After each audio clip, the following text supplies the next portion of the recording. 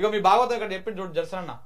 అనుముల కాదు అనకొండలు అడ్వర్టైజ్మెంట్లలో భారీ అవినీతి, మంత్రి కోమటిరెడ్డిది కీలక పాత్ర, పాత యార్డ్ ఏజెన్సీలను తరిమేశారు, నవనిర్మాణ ఏజెన్సీకి అన్ని ఇచ్చిర్రు, వేల కోట్ల ఆదాయానికి గండి పెట్టారు, రాష్ట్రం అప్పుల్లో లేదు, అప్పుల్లోకి నెట్టేస్తున్నారు, నేను చెప్పింది తప్పైతే ఉరిశిక్షకైనా రెడీ, ఢిల్లీలోనే అపాయింట్మెంట్ ఇవ్వనోడికి ప్రపంచ దేశాలు ఎలా పెట్టుబడి పెడతాయి, త్వరలోనే ఇరిగేషన్ స్కామ్ బయట పెడతా, మీడియాతోటి బక్క జెడ్సన్.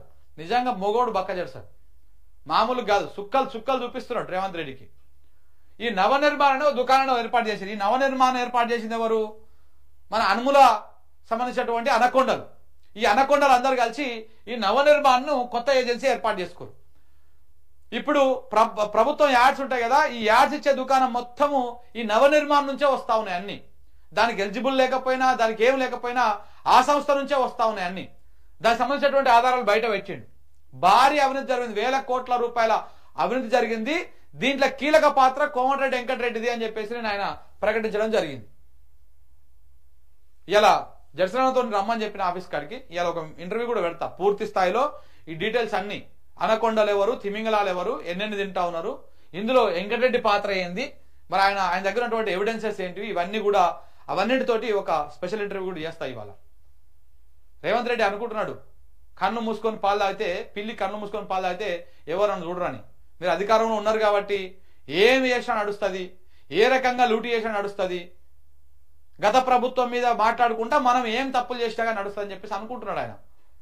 కానీ అన్నిసార్లు అది వర్కౌట్ కాదు రేవంత్ రెడ్డి గారు, గుర్తుపెట్టుకోండి. ఇప్పుడు మీరు ఎంత ప్రయత్నాలు చేస్తా ఉన్నారో అవన్నీ రేపు తిప్పి కొడతాయి, తిప్పి మనకే కొడతాయి. ఇవాళ ఎంత దరిద్రమైన నీచమైన రాజకీయం చేస్తున్నారో తెలియదా తెలంగాణ ప్రజలకి? ఎంత నీచానికి ఓడిగడుతున్నావో నువ్వు, ఎలా కుటుంబాలను విచ్ఛిన్నం చేస్తున్నావో తెలియదా? ఇవాళ ఏ రకంగా కొందరు అడ్డం పెట్టుకొని నువ్వు చిల్లర రాజకీయాలు చేస్తా ఉన్నావో, రేపు అలాంటి రాజకీయమే నీ ఇంటి నుంచే స్టార్ట్ అవుతుంది. గుర్తుపెట్టుకో, నీ ఇంటి నుంచే స్టార్ట్ అవుతుంది. నీ అధికారం దిగిపోయిన మరుక్షణం నుంచి నువ్వు ఏవైతే రూమర్స్ క్రియేట్ చేసి ఏవైతే రకరకాల ఇబ్బందులకు గురి చేస్తా ఉన్నావో అలాంటివి సేమ్ నీ ఇంటి నుంచే స్టార్ట్ అవుతాయి, వేరే దగ్గర నుంచి స్టార్ట్ కావు. నువ్వు గుర్తుపెట్టుకో ఇవన్నీ. ఇప్పుడు కొంతమంది మీద కొన్ని ఆరోపణలు చేస్తావు కదా నువ్వు, అవన్నీ కూడా నీ ఇంటికా నుంచే స్టార్ట్ అవుతాయి. నువ్వు ఇది మైండ్లో పెట్టుకొని పని చేసుకో, దాంట్లో ఎలాంటి డౌట్ లేదు. ఇవాళ జడ్సన్ నన్ను పిలిచినా వస్తాడు, మాట్లాడదాం దీని మీద. అసలు ఏంటి ఏ రకంగా అది చేశారనేది.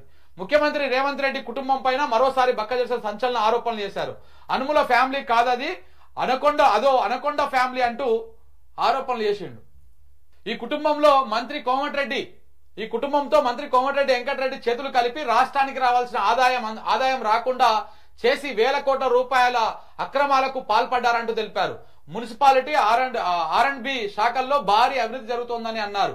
రాష్ట్రంలో గతంలో ఉన్న యాడ్ ఏజెన్సీలను తరిమేసి కేవలం సీఎం రేవంత్ రెడ్డి సోదరులు అనుముల కృష్ణారెడ్డికి సంబంధించినటువంటి నవనిర్మాణ్ అనే కంపెనీకి అప్పగించారు. ఈ కంపెనీలో కృష్ణారెడ్డికి 80% వాటా ఉందని వివరించారు. మంత్రి కోమటిరెడ్డి వెంకటరెడ్డి ఎలాంటి టెండర్లు పిలవకుండానే కేవలం లంచాలు తీసుకుని ఓ ఫ్లైఓవర్ పైన యాడ్కు అనుమతి ఇచ్చారని చెప్పారు. రాష్ట్రంలో తెల్లాపూరు, బండ్లగూడ, మణికొండ, నల్లగొండ, తుక్కుగూడ, తుర్కయంజాలతో పాటు చాలా మున్సిపాలిటీలో కృష్ణారెడ్డికి సంబంధించినటువంటి నవనిర్మాణ సంస్థలకి అప్పగించారని అన్నారు.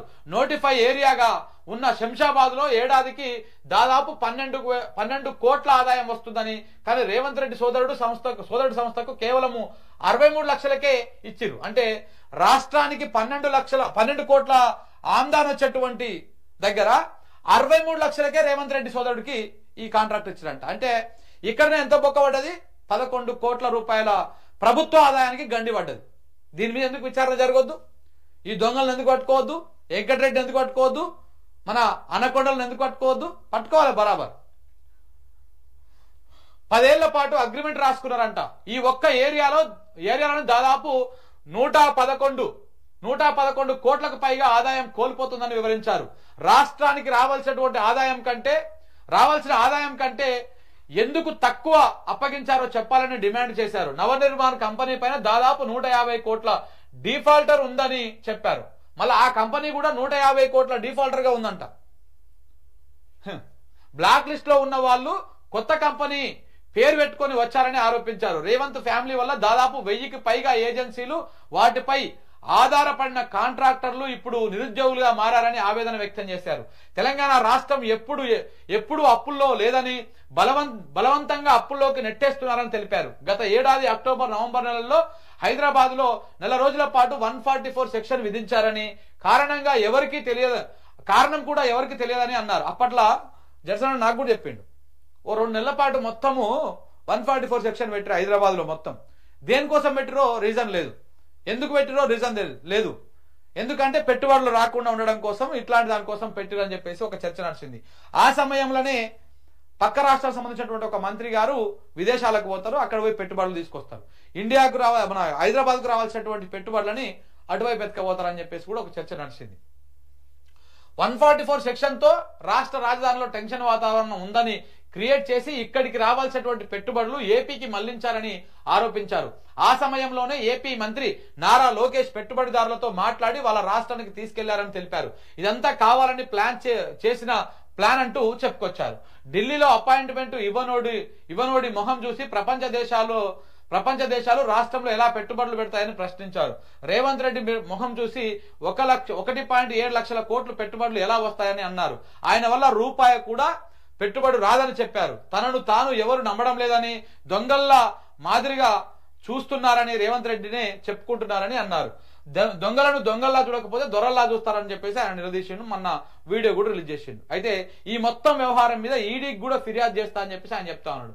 ఇప్పటికి ఈడీకి మన బక్క చేసేటువంటి ఫిర్యాదుల సంఖ్య పెద్దగానే ఉంటది. సో కాబట్టి ఈ రకంగా